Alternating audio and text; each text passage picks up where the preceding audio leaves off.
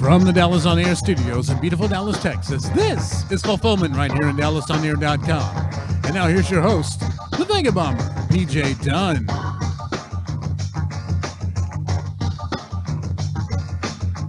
Oh, welcome everybody, and welcome to the Fulfillment Show. This is Season 4, Episode 12, and today we're going to talk a little bit about, well, if you watch the show, you know we talk a lot about movies, we talk about directors, writers, scripts, actors, the whole shebang-a-bang. But today we're going to talk a little bit about, since it is Father's Day weekend, films that we like to watch with Dad. Now, this could be just films that you actually like to watch with Dad, as the title would denote, or this could just be films that you find fun that were just father and son films or had father and son moments in them. But either way, the connection here is Dad. And I guess what we'll find out today, Kazak, is how well we know our dads. Because, you know, what would Dad think is funny? What would he laugh at? What would he hate? Exactly. That's right. So let me introduce the cast of character today. And so that would be my co-host and trusty sidekick, Kazak. Happy Father's Day, all, and welcome to DallasOnAir.com. Thank you for tuning in. Absolutely. And I myself am just your movie tour guide. I am the Vega Bomber. So let's get into what we always do to usher in this segment.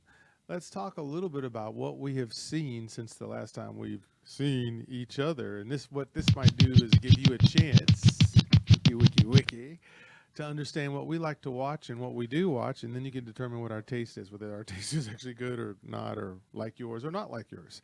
So, Kazak, hey, what have you watched lately? All right, so getting into what I have been tuning into, I've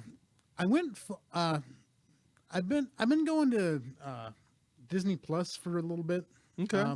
So I wanted to talk today about their two of their latest series, and that's Moon Knight and Ms. Marvel. Okay. So these are not characters I know from the Marvel Universe at all. Okay. I know Moon Knight vaguely, and I know Ms. Marvel at all. Yeah, she's a more recent creation, isn't she? Yeah. Moon Knight is a wonderful bit of scene chewing by Oscar Isaac. Okay. It's interesting. It's a fun take on, I guess, the schizophrenia that is Moon Knight. It doesn't necessarily make me want to go check out the comic on this one. Okay. But it's been an interesting story. It's been an interesting telling. Ethan Hawke is terrific as the bad guy. You're getting some, terrific voiceover from Ray Abraham as a god. Okay. You're getting kind of a half spy thriller, half weird journey into ancient Egyptian gods. You're getting some fun action. It wouldn't fill out an hour and a half, 2-hour film. But little 45-minute bites, 30-minute bites of a show, it's fine. Okay. It's fine. It's fun. It does what it needs to introduce the character into the universe, because I know that we're getting into going beyond those B-list heroes become A heroes, and now we have these C-list heroes having to step up and take over for those people because all their contracts are expiring. Right. Because, we're going to start getting into Blade, we're going to start getting into the Eternals and stuff like that. Not necessarily characters I'm interested in, but enough to keep me around the Marvel Universe. As far as Ms. Marvel goes, it's a young adult show. Okay. Just call it what it is. I mean, it has cute little animations and intercuts like they were using at the at the opening credits and end credits of Shazam and things like that. Okay. It's definitely designed towards a younger audience, but I did kind of like that they were treating the story with the cultural sensitivity, that they're going into territory that not a lot of shows for kids have really kind of gotten into, which is a look at Muslim culture, and just getting into what an introduction of a superhero is into that culture. Okay. We're getting feelings of how the upbringing goes and how life as a young person in that culture goes, especially in Jersey. It's the music is terrific. And again, it's not something that I've heard. It's not a culture that I'm familiar with, and it's not a hero that I'm familiar with. So it's a really easy introduction into it. The main star of it is she's fun. It's a fun show. Okay. Like I said, it is designated towards a younger audience, but you know, it's an easy in.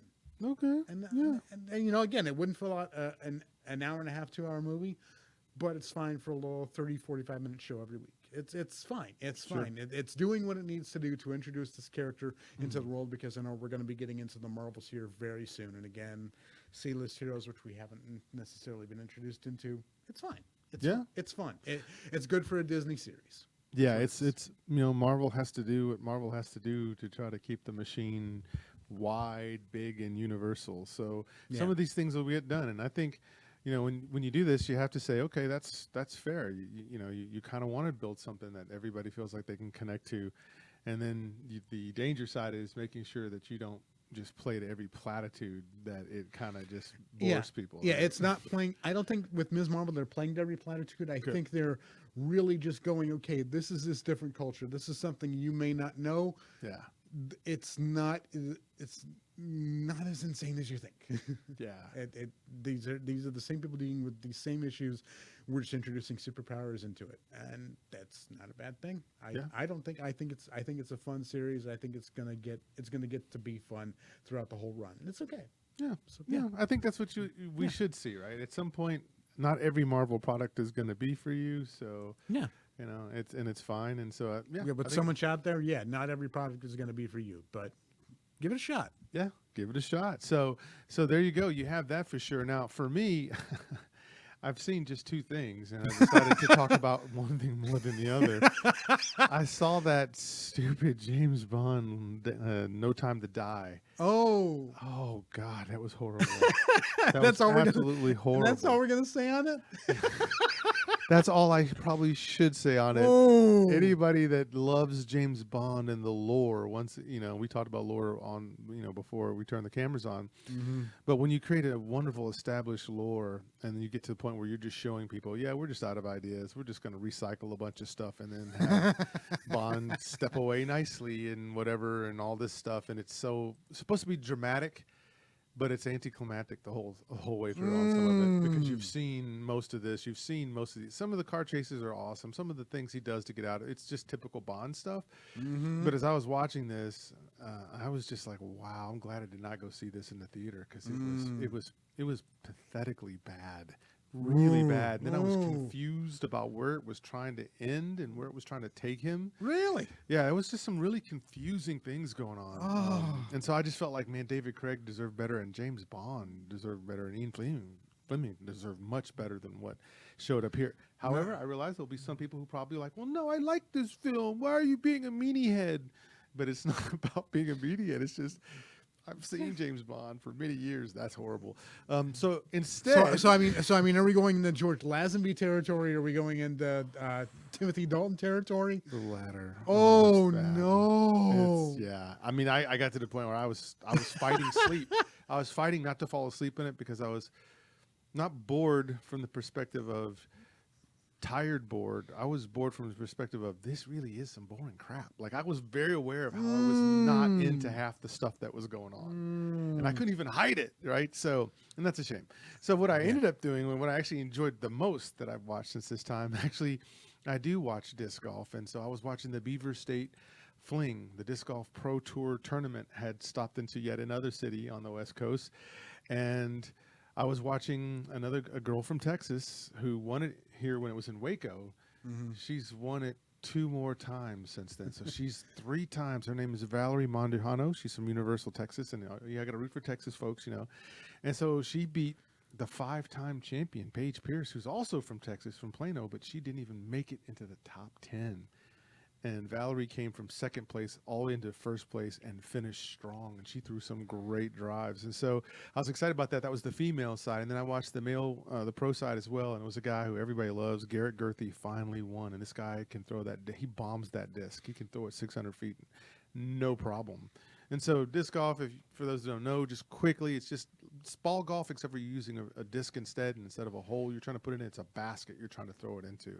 It's a sport that's growing and growing and growing. It's already got sponsors. It's made it onto ESPN2, not ESPN 15, but ESPN2 already. So it's getting there, and it's getting some big name sponsors. So it's a very fun and easy sport to get into, something to get you outdoors if you really are stuck in the house a lot, which is why I grew a lot during the pandemic. Because most people could get outside, and the safest place you could get outside was, in parks, and that's where this is mostly played. So the Beaver State Fling, got to see one of my favorites win for her third time already this year. There's still 8 more tournaments. Was glad to see her do that, and then watching the guys, a good guy, Garrett Gerthy from Florida, who makes his own beef jerky, right? Garrett Gerthy ends up winning. So, folks, this is basically what we have to tell you, is that there is nothing out in the theaters for this little run. I mean, and that's a weird state of affairs for Memorial Day weekend, because again, the only 2 new movies that were out were Top Gun Maverick and Bob's Burgers the movie. Yeah, and Jurassic Park came out. Jurassic Park came out. Then we're both skipping this one. I'm guessing. Yeah, it's that really says a lot for that franchise, dude. I got no interest. I know that a lot of our friends, probably Cole Houston's probably jumped on it already. And I'm sure we'll get to talk to him about that later. And we're gonna bring he'll be on later today, because again, we're gonna bring on PJ as a special guest on Untitled Toys. We're gonna tape that right after this. But it's just a statement on the fact that there is nothing out there. Like, I was looking for things to go watch. I was gonna go out to Grapevine Mills to go see that Stranger Things store with my wife, because she's big into the show. I'm not really, but okay. I was looking for stuff to go make that worthwhile and go see something at AMC. Nothing. I mean, there is nothing I want to spend that money on, because when prices are where they are, gas prices are where they are, it's just like, I've got no cause to go see anything out there, and that's sad. It makes me truly sad.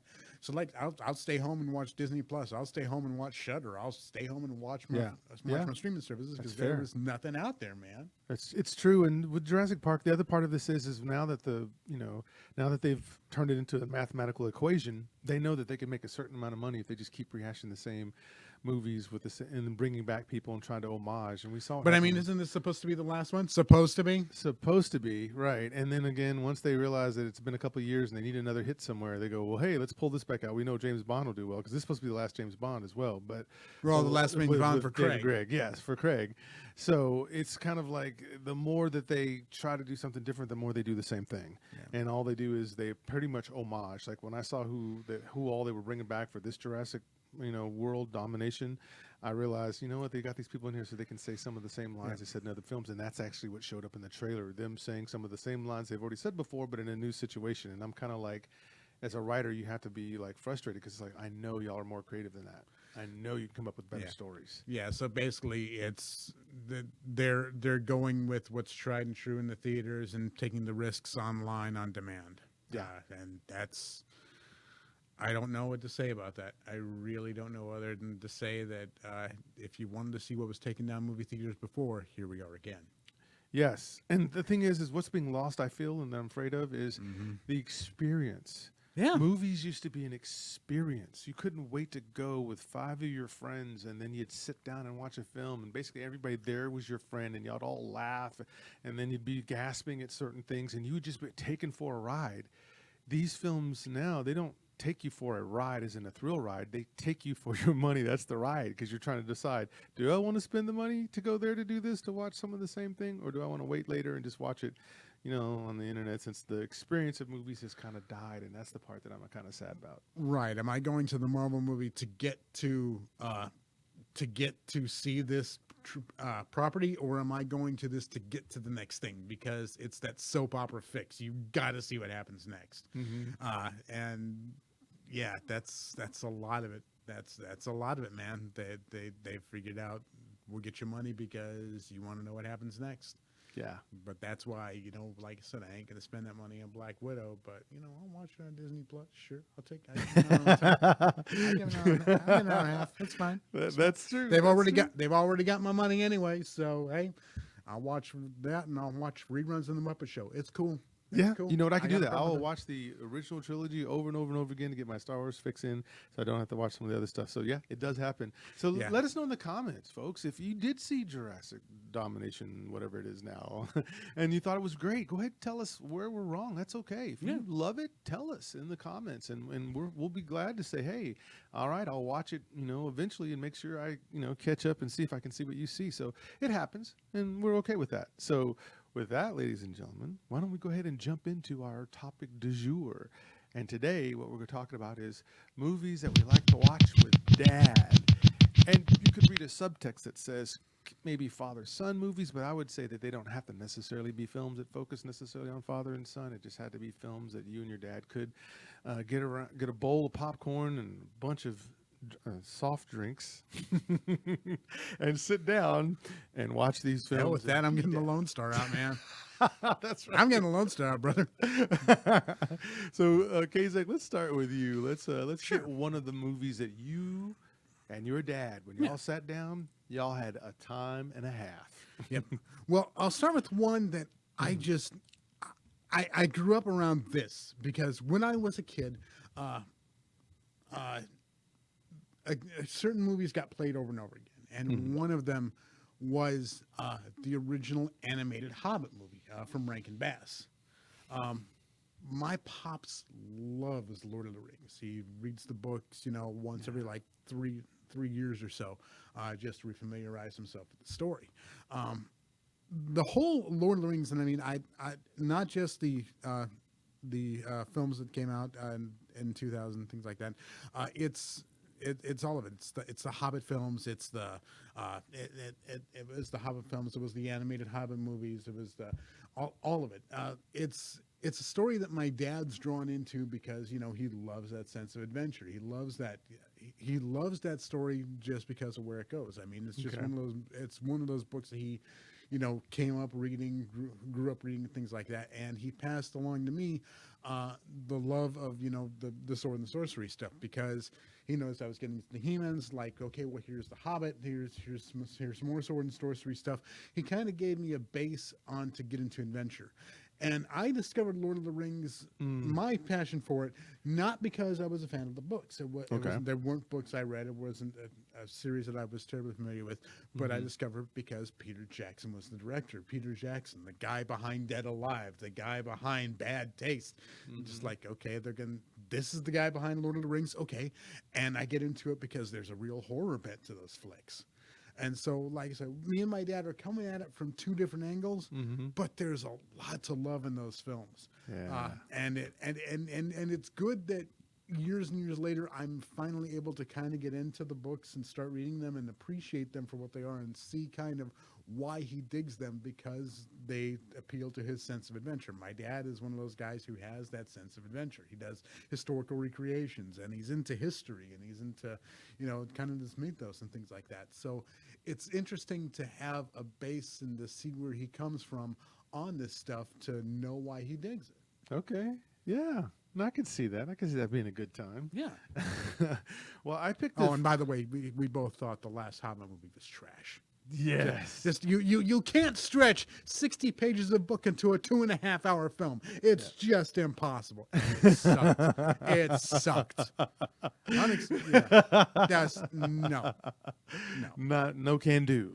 No can do. Okay, yeah. Well, I picked 3 films, 2 that are going to be spot on, and then one kind of is posthumously, because my father's no longer here, the film that I know that he would have enjoyed with me.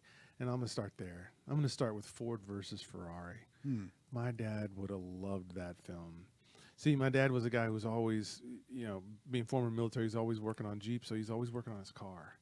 And he was a gearhead. He knew how to fix a car from the electrical wiring all the way to the engine to everything else.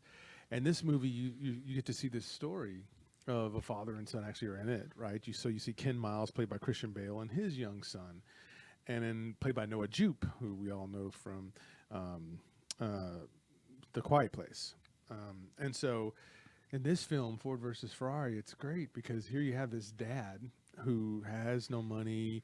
He's got bills stacking up, and he's trying to figure out how he's going to take care of his family and his son looks up to him. To him, his son is like, he's the greatest thing, and he looks up to his dad like Superman, like most of us guys do. And so to see him finally meet up with Matt Damon, who's playing Carroll Shelby, who builds a car that only Ken Miles would know how to drive very well because he's a guy who knows how to push things to the limits. My dad would have loved that.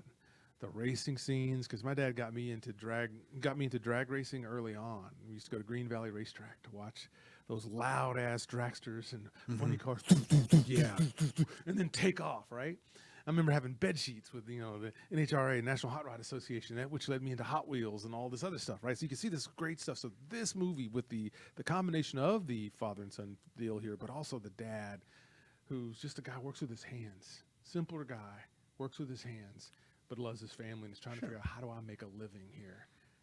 And he ends up winning the Le Mans race before he ends up being killed, right? So amazing story. My dad would have probably been in tears with this and how it worked out for Ken Miles. Yeah, no, I mean my pops is kind of a gearhead too. Okay. More along the lines of motorcycles and bikes and things like that. Oh, but yeah. but I mean, he worked on cars, he worked on bikes.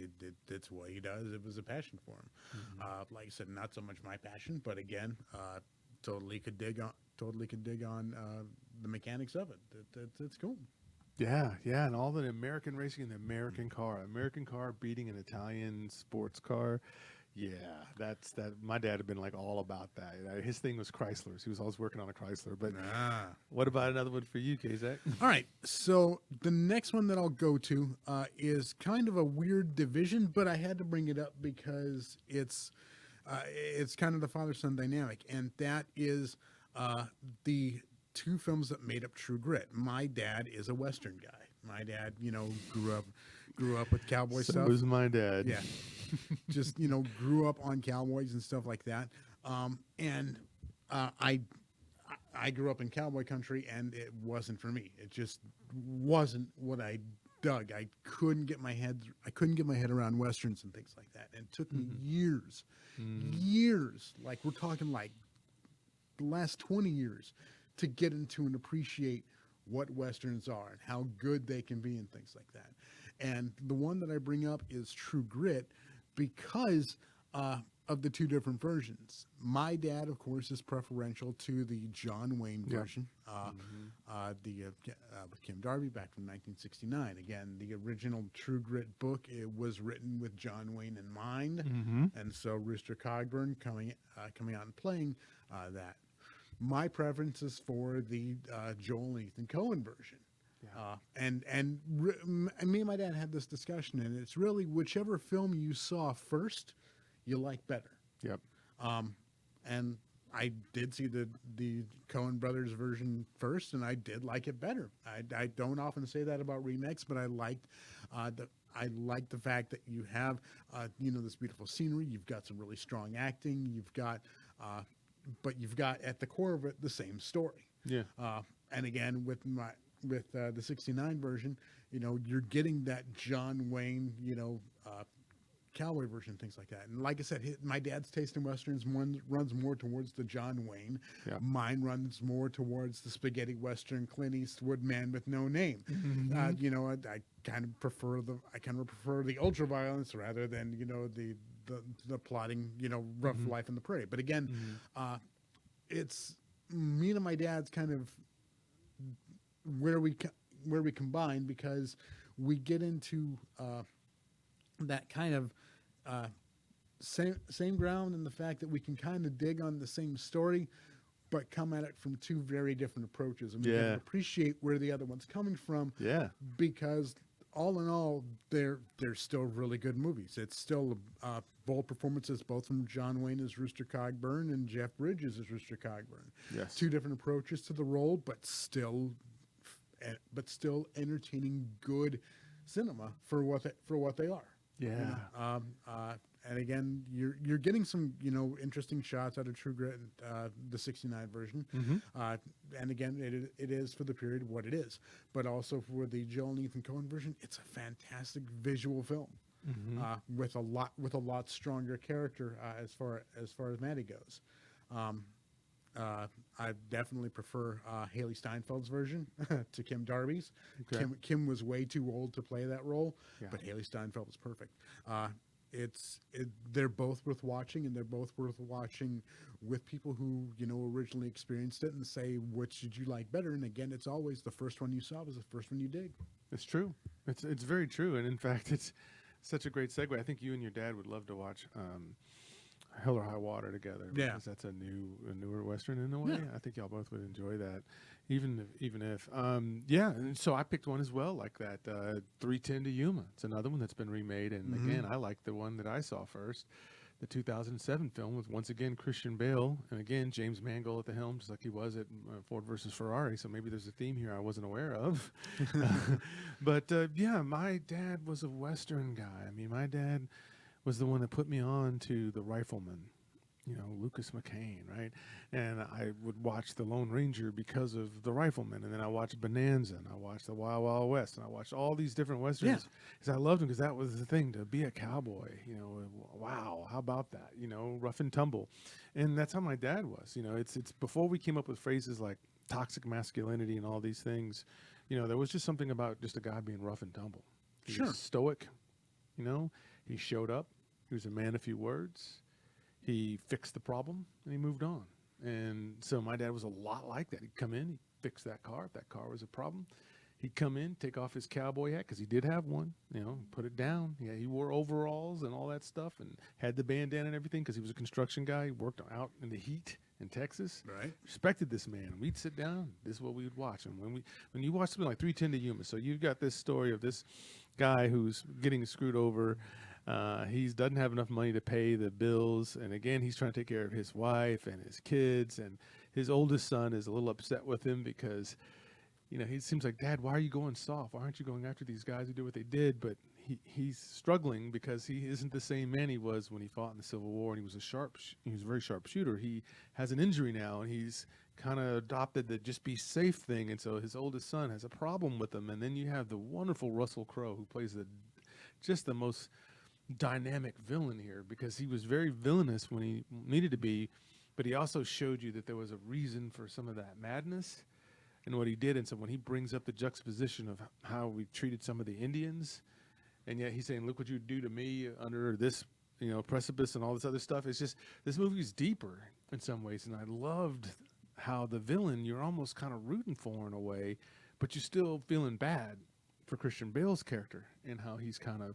So my dad would have loved this, just watching this again, because what we used to like was watching the guy overcome ridiculous, insurmountable obstacles, which is exactly what Christian Bale has to do here, but he gets a little help, And so just that dynamic between the son falling out with the dad for a little bit, but then the dad being able to win the son back again, is fantastic.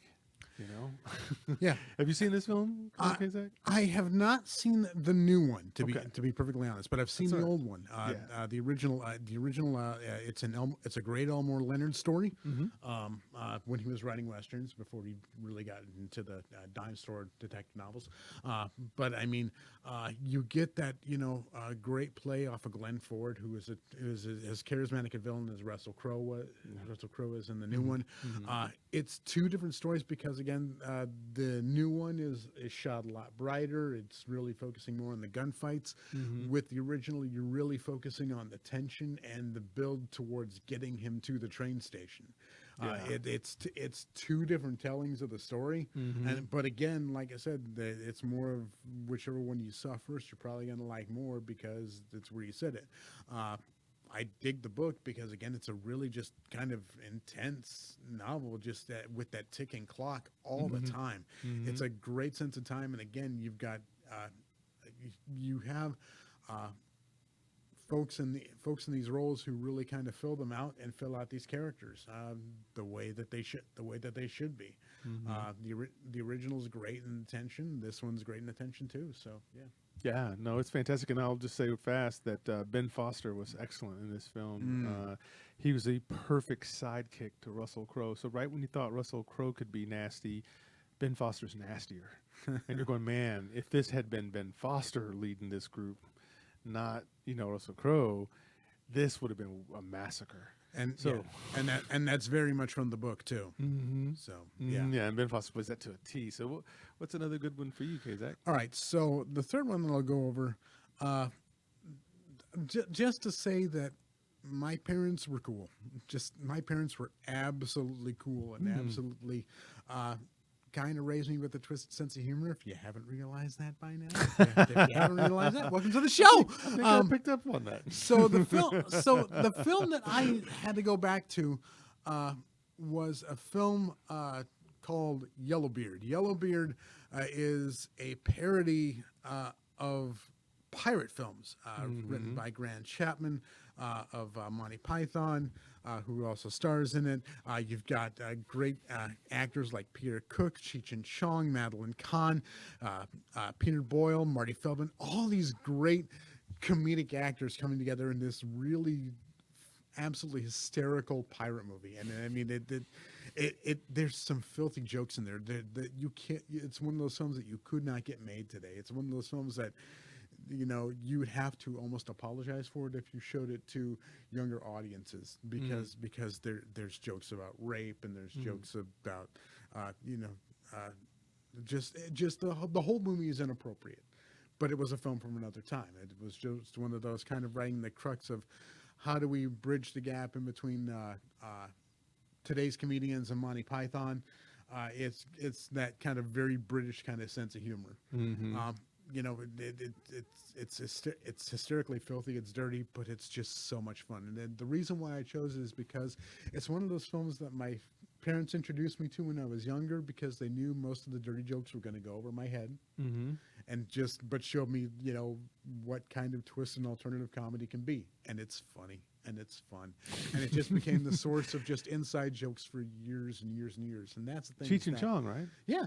Yeah. Cheech and Chong. I have seen this. Why was I thinking? Yeah, okay. Yeah, Cheech and Chong, Eric Idle, Yeah. just all these great comedic performances that if you knew what, again, kind of going from that same Life of Brian, Monty Python, the Holy Grail, kind of taking those historical things and making real fun of them.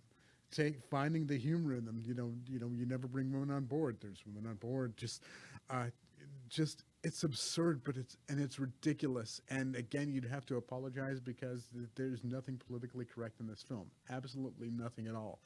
But it's so funny. Yeah. And it's still funny. It's just one of those weird.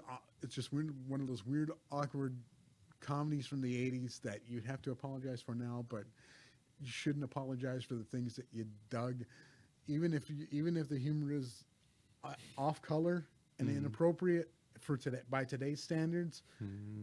It's still a source of joy for me and the people that I watched with, which was my parents. Yeah. It's still funny. Well, you just told us what another show topic will be. Great 80s movies that be somewhat inappropriate today. We're going into that. We're going to get there. Yes, sir.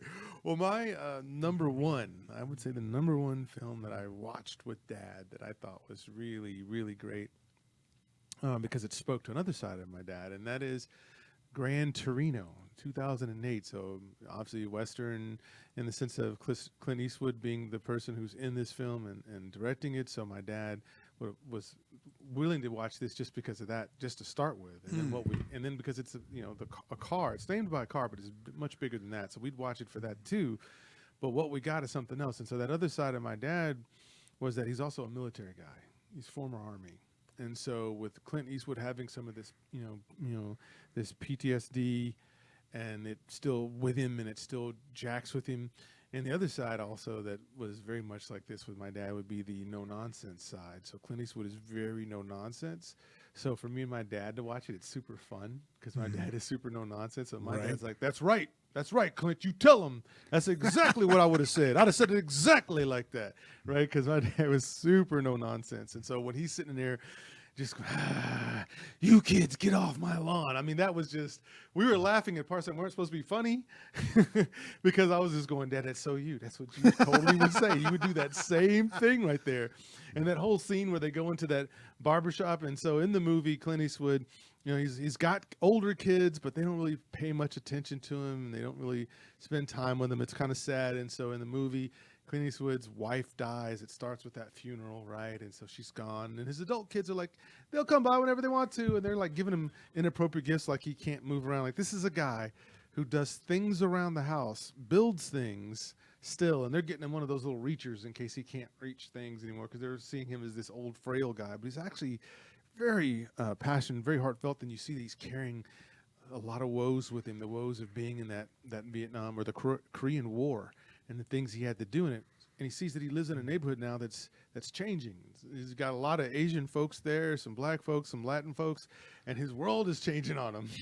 And he's seeing how the old folks used to take care of the homes and how the new people are taking care of it. So he has a problem with these people that are the Hmong people that live next to him.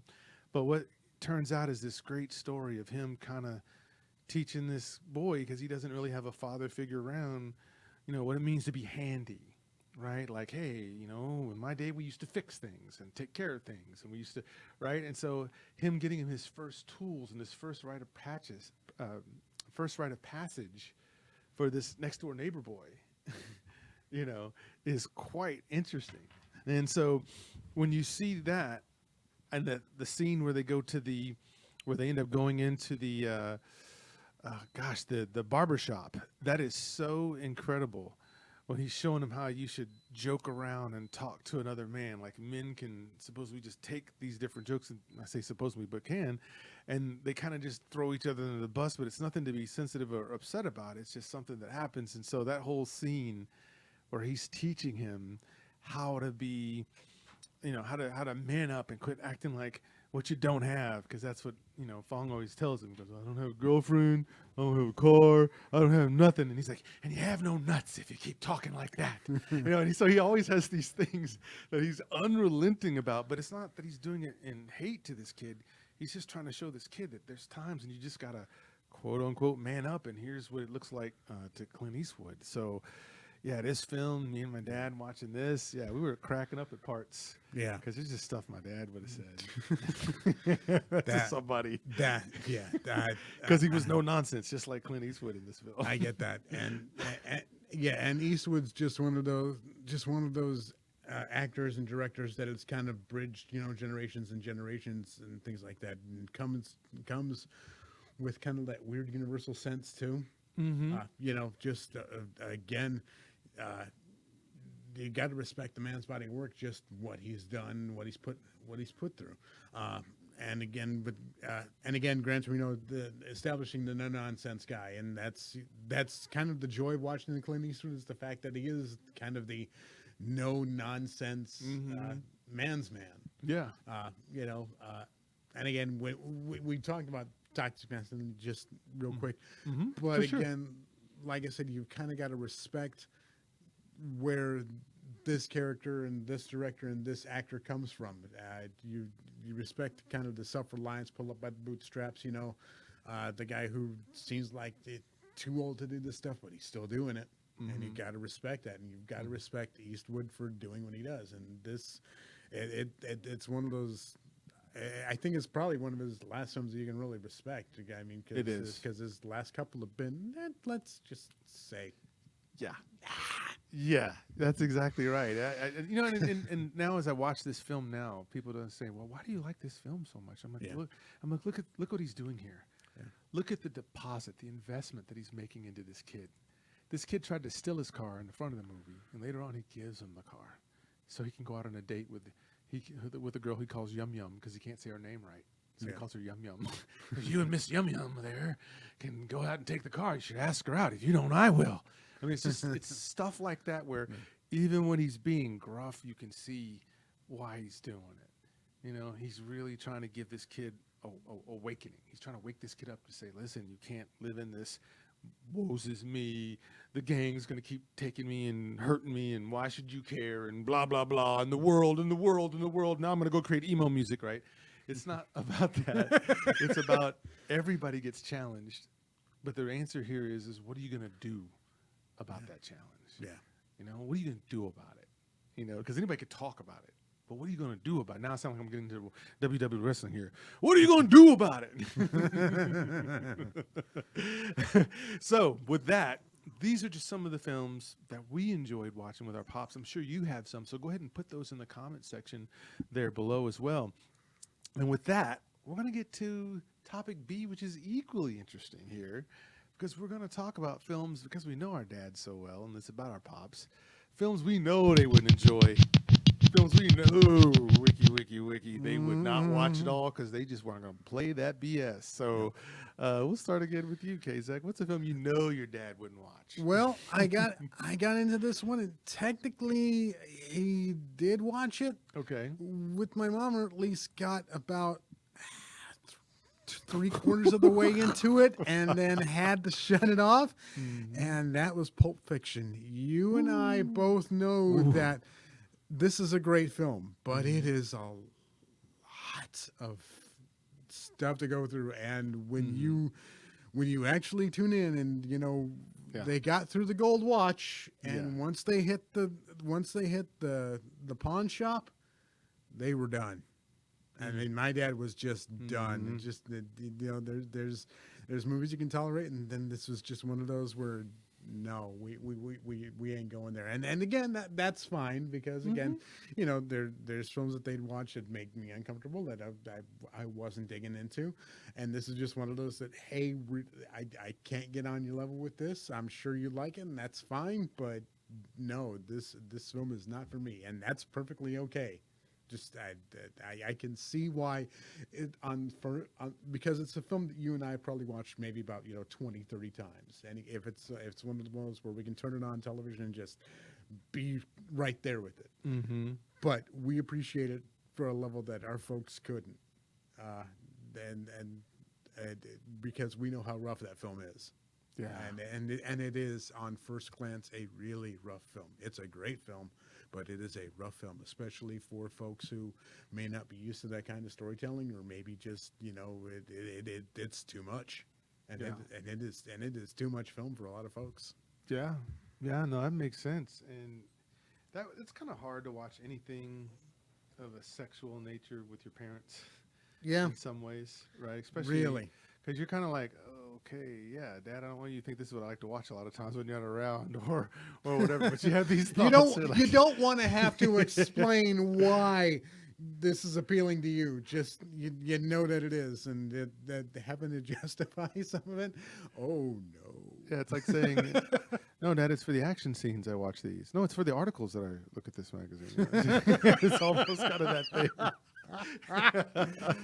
Well, so with my dad, it's like the movie that I know he would never watch, and I would never ask him to sit down and watch it with me, even though I did watch the first one, which would be Ghostbusters, that remake that they made in 2016. So besides that being a very flawed movie with a lot of flawed concepts going into it, my dad was a big Ernie Hudson fan. So for him not being in the film, because I think Ernie Hudson and my dad were right around the same age.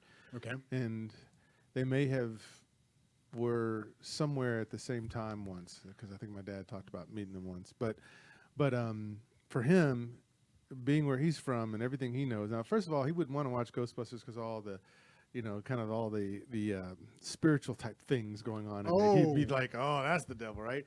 But because of Ernie, he would tolerate it and watch it. Now, you take Ernie out of a movie like that, he ain't going for it. He ain't watching this. No. And then if you bring all these women in to try to play these roles, which again, I know you have to understand it as an alternate universe that they were trying to set that up in, Sure. but it doesn't play movie-wise, because movie-wise, you remember the movie verse, not the ultimate universe that you're imagining. You're looking at what has become, and so him saying that all the men being played down, kind of in a sense, kind of being stupid and whatnot, he wouldn't like that at all, because he comes from that era that just says no, it's a feather in your quilt, or in your cap, or an arrow in your quiver, to be able to say that you are man enough to get in and take care of your family, protect your family. He was a big legacy builder kind of guy like that. Mm-hmm. And I think he would just see it as in, I think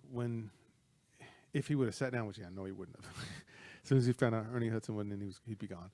But I think that thinking about what he saw, and as a military guy and as a rough and tumble guy, he would take some sort of offense to it, because he'd be like, if my wife is doing all that, what am I for? In a way. And not that that's perfect logic or anything, but you can understand the experiential piece that would come from it. I don't think he would think taking something and replacing with all women and then marketing it on such and then having them do and carry on. And he just would think that as a very bad attempt and almost kind of mockery in a way. Okay. Is the way he would kind of take it.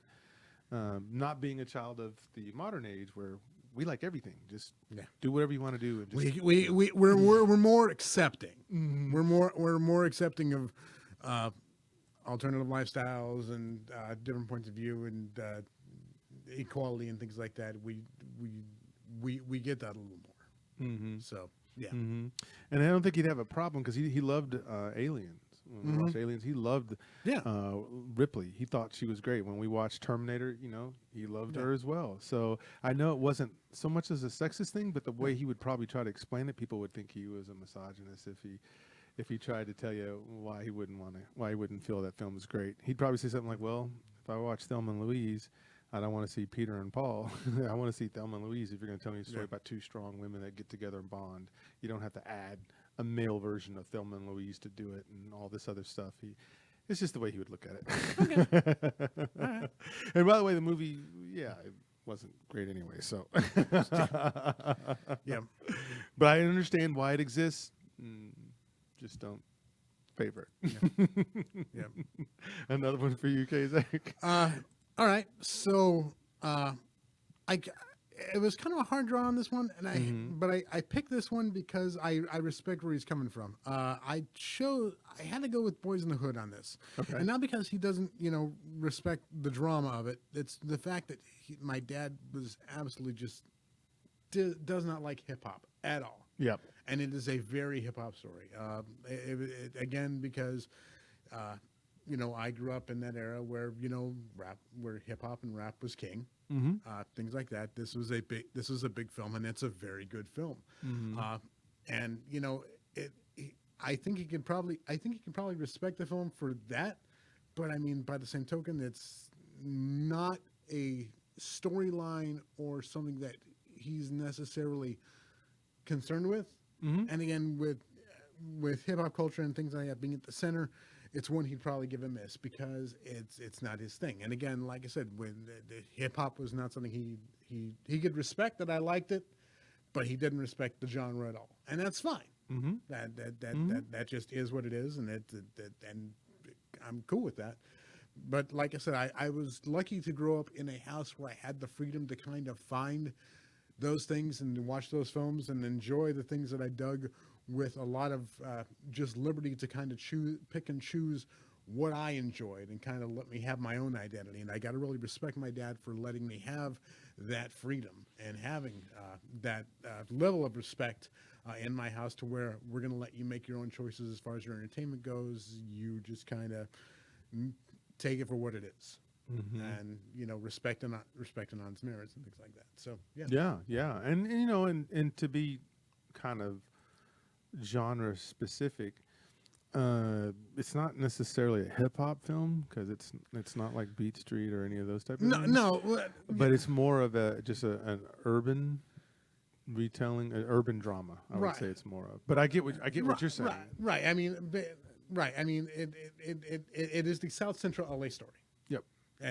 And that's South Central LA is not necessarily an area of concern for him, because again, we're living out in the country, we're living in the prairie, things like that. And my dad's in the westerns and historical recreations, things like that.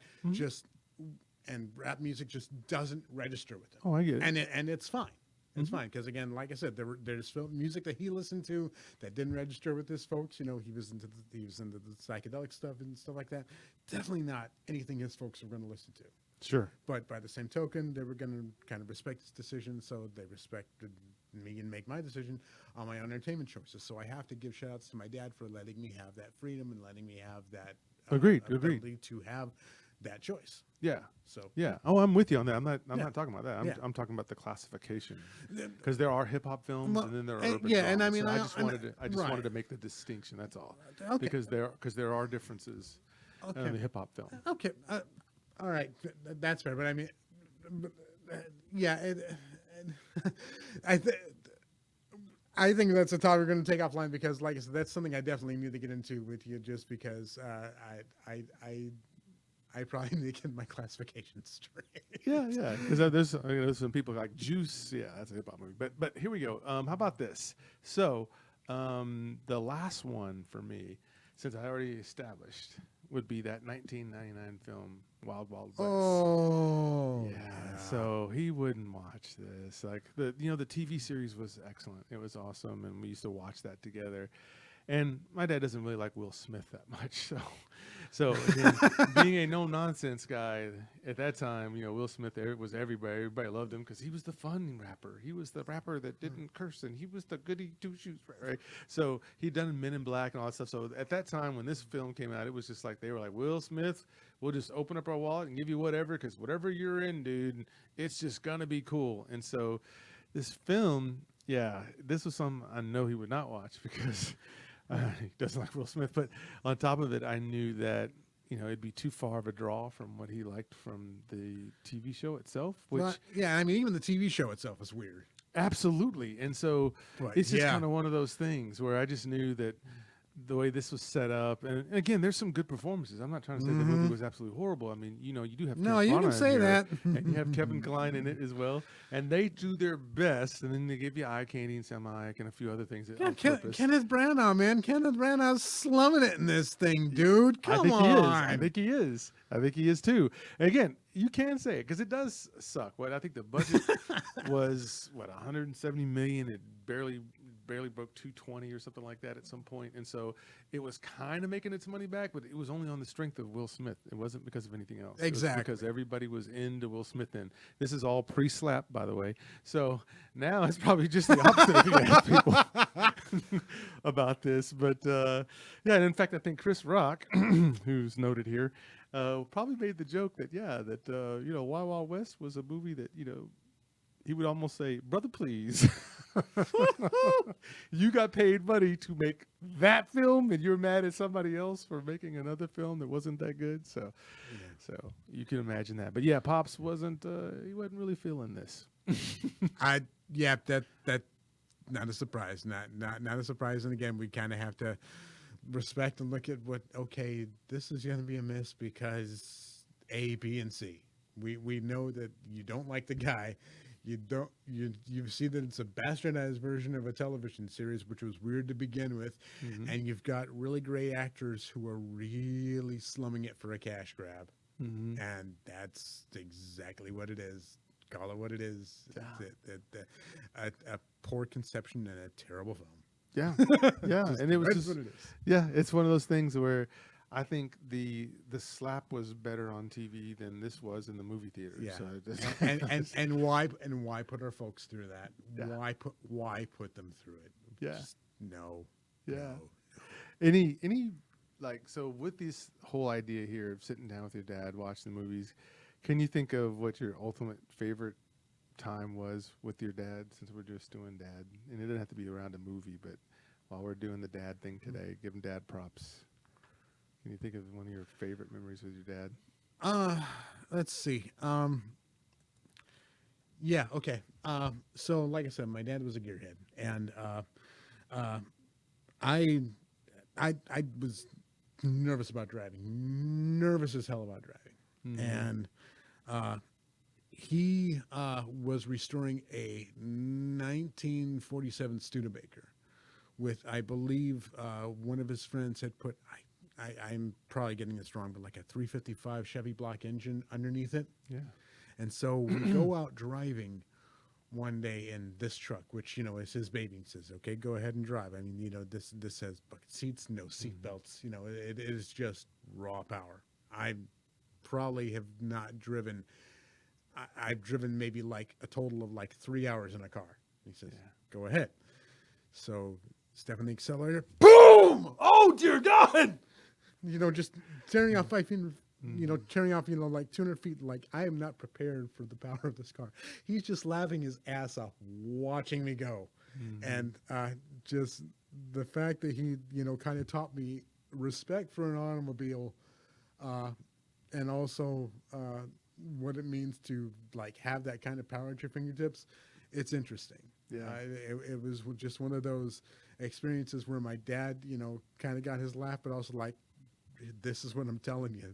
Respect what this thing can do, because otherwise you're done, son. Yeah. So, it's true. It's true.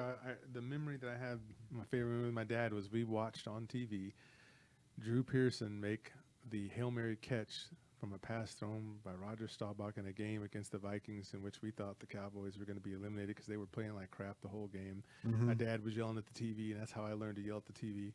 And then all of a sudden, we were shocked when Roger throws that ball up, and Drew Pearson catches it between two defenders and goes in and scores and wins, and they beat Minnesota in Minnesota, and it's now known as the Hail Mary catch. And you hear people say it in pop culture, you're like, we need a Hail Mary, we need a Hail Mary. Well, I got to sit down and watch that with my dad. And when he saw Drew Pearson make that catch and then walk into the end zone, the way he jumped up and was all excited, and I jumped up because I'm, when you're little, when you're mini me, to your dad, you jump up and do what he's doing, right? And that's what I was doing. I didn't know the impact as much as he was feeling it, but I know it now. Yeah. Every time I watch, and I got to watch a couple of Super Bowls with him too, when the Cowboys won the Super Bowl in '77. There you go. So with that, dads, we love you. We're proud of you. Keep doing what you're doing. Keep providing for your families. Keep being a legacy. Keep being someone that your kids can't wait to go home and talk to and tell about how their day was. And if not, be that dad that still shows up, because, we have a whole day dedicated to you. So you might as well do something good so we have something to talk about. But I'm sure y'all are doing that. There you go. So with that, let's go into our shout outs then. And so, Kazak, who you shouting out to? All right. So I will go ahead and shout out to all, first, of course, all dads out there too, especially to mine. Thank you, sir, for, like I said, raising me to be the insane person that I am, because I just am what I am, and I promise. But I do want to go ahead and shout out all our shows here in DallasOnAir.com. We do want to say fond farewell to Best for Business, who just departed our airways a couple weeks back. Like I said, good luck to Walt and things like that. But also, like I said, check out all our great shows here in DallasOnAir.com. Check out The Fix in the Mix. Check out Say Something. Check out, of course, check out the show that's going to come up right after this, Isle of Toys with Cole Houston. We're going to tape right here in just a couple of minutes. But also check out the Rancor Pit. Check out Fan and Wife. Check out Figments and Explain Mysteries podcast. Check out all the good stuff right here in DallasOnAir.com. And thank you and shout outs to Jansen Cat for giving us a home here every Sunday. Yes. And my shout outs are going to go out to Barry and Brandy Austin, Sean Presley, Lauren Wiedauer, Tristan Frazier, Harry Thomas, Prim, Troy Ross still, and of course Daniel Meza, Freddie, Eddie Medina, Cole Houston, good buddy of mine is still, and Stephanie Crane, and of course I can't forget the film Samurai. So with that, we're out until we talk to you next, and we'll have another good one waiting just for you. So you guys go ahead and make it a good rest of your day, and we'll see you again on Fulfillment. Peace. Sign up. Howdy. 5,000.